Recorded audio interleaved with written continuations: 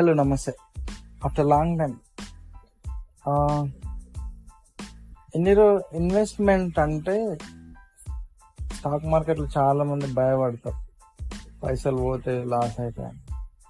కానీ ఒక simple funda follow అయితే మాత్రం డెఫినెట్గా బెనిఫిట్ ఉంది. ఫర్ ఎగ్జాంపుల్, ఒక 10,000 మీరు ఇన్వెస్ట్ చేస్తున్నారు ఒక 10 కంపెనీస్ పైన. అంటే 1,000 ఒక 10 కంపెనీస్ మీద ఇన్వెస్ట్ చేశారనుకో, ఒక 6 కంపెనీస్ ప్రాఫిట్లో ఉన్నాయి. అంటే 100% ప్రాఫిట్లో ఉన్నాయి. 100% ప్రాఫిట్ అంటే మీరు ఒక కంపెనీ పైన 1,000 ఇన్వెస్ట్ చేస్తే 1,000కి ఇంకో 1,000, లైక్ దాట్. ఎప్పుడు మీరు 6 కంపెనీస్ మీరు ప్రాఫిట్లో ఉన్నారు కాబట్టి టోటల్ మీకు ఎంత వస్తుంది? 12,000. మీరు ఇన్వెస్ట్ చేసింది 10,000. అంటే లాస్ ఉందా? లేదు. కానీ ఏదైతే మీరు రిమైనింగ్ 4,000 లాస్ అని అనుకుంటున్నారో అది లాస్ కాదు. యాక్చువల్లీ ఫర్ టైం బీయింగ్ ఆ 4,000 అనేది లాస్ లో ఉంది. కానీ అప్కమింగ్ డేస్ లో ప్రాఫిట్ వచ్చే ఛాన్స్ ఉంటుంది, రైట్? సో ఇప్పుడు ప్రెసెంట్ ఉన్న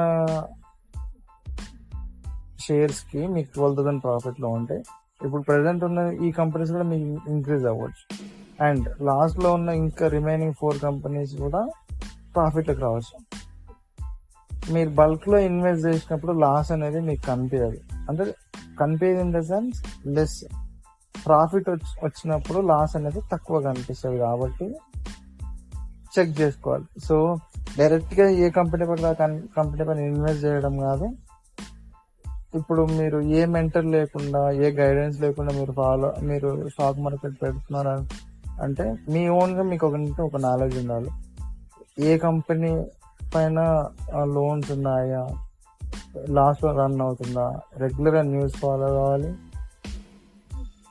అండ్ మార్కెట్ అప్ డౌన్స్ అన్ని చూసుకోవాలి. ఇన్ని ఫాలో కావాల్సి వస్తుంది. లేదు మీకు మెంటర్ ఉన్నారు, mentor in the sense like మెంటర్ని ఎట్లా చూస్ చేసుకోవాలంటే రేటింగ్ బట్టి, సెబీ రిజిస్ట్రేషన్ బట్టి అండ్ క్లయింట్స్ ఫీడ్బ్యాక్ బట్టి మీరు చూసుకోవాలి. అండ్ వాళ్ళు ఫ్రీగా అయితే ఉండరు, డెఫినెట్ గా వాళ్ళు కొంచెం ఛార్జ్ అనేది చేస్తారు. బట్ నా charge in the sense, for suppose ఇప్పుడు నేను మీకు ఇందాక ఒక ఎగ్జాంపుల్ చెప్పినప్పుడు 12,000 ప్రాఫిట్ అని చెప్పాను కదా. 12,000 ప్రాఫిట్ లో ఒక 2,000 వాళ్ళకి పెట్టాల్సి వస్తుంది.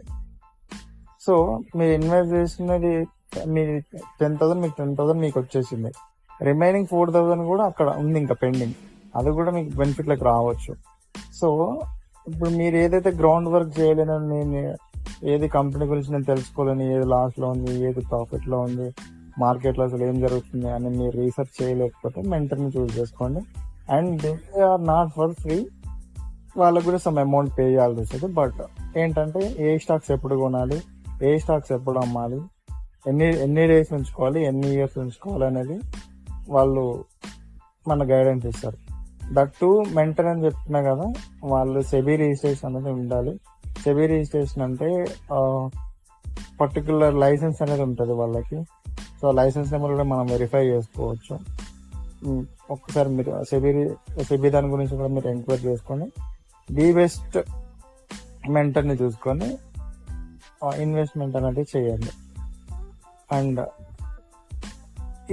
మీరు మ్యాక్సిమం స్టాక్ మార్కెట్లో వచ్చేసరికి లాంగ్ టర్మ్ అనేది ప్రిఫర్ చేయండి.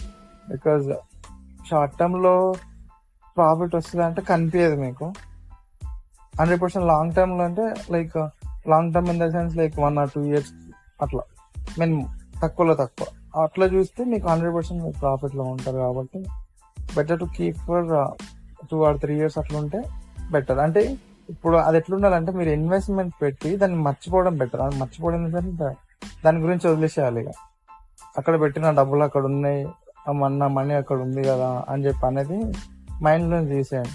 మీరు అక్కడ ఇన్వెస్ట్మెంట్ పెట్టింది అది మీకంటూ రేపటి రోజు డబుల్ అవుతుంది, ట్రిపుల్ అవుతుంది, 4 ఎంత అవుతుంది అనేది ఇంకా తర్వాత సంగతి. బట్ కానీ అది లాస్ లో రన్ అవుతుందా, ప్రాఫిట్ లో రన్ అవుతుందా అనేది మాత్రం ట్రాక్ చేసుకోండి తప్ప అమౌంట్ అనేది అక్కడ ఉంది అనేది మాత్రం అంటే మైండ్ లోంచి అక్కడ నా అమౌంట్ అక్కడ ఉంది కావాలంటే తీసుకోవచ్చు అనే మీద మాత్రం థాట్ తీసేయండి అనమాట. So this is about investment. Will catch you up with next. Thank you.